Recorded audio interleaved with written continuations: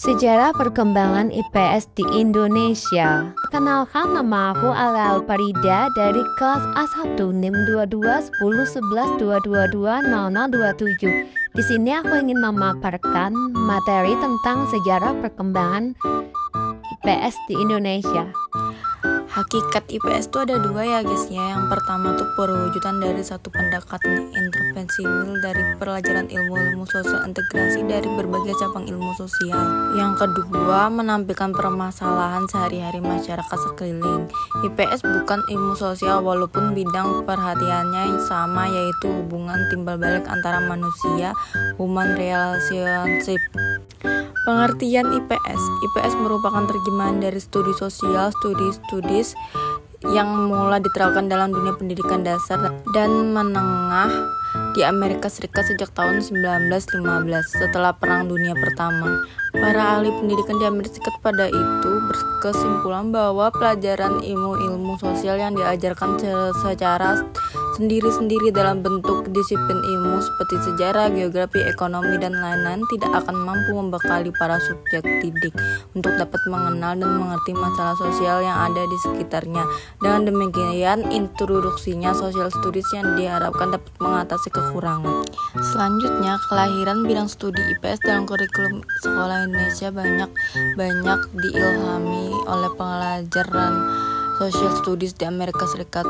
Bahkan istilah ilmu pengetahuan sosial IPS adalah terjemahan dari apa yang dinamakan Social Studies dalam dunia pendidikan dasar dan menengah di Amerika Serikat.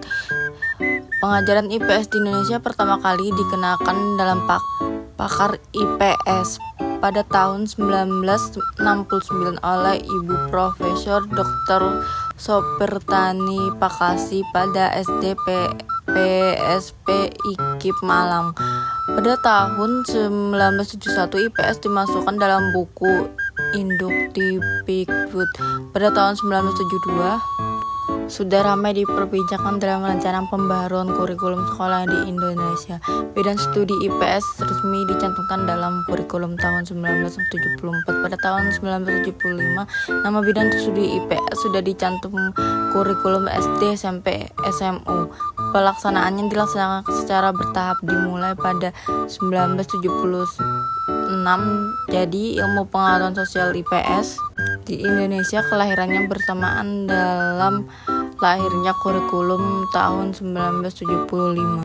Pengertian IPS menurut beberapa ahli, Arthur G. Bining and David H. Bining 1982 mengungkapkan bahwa studi sosial adalah pelajaran yang berhubungan langsung dengan perkembangan dan organisasi masyarakat manusia dan manusia sebagai anggota dari kelompok sosial.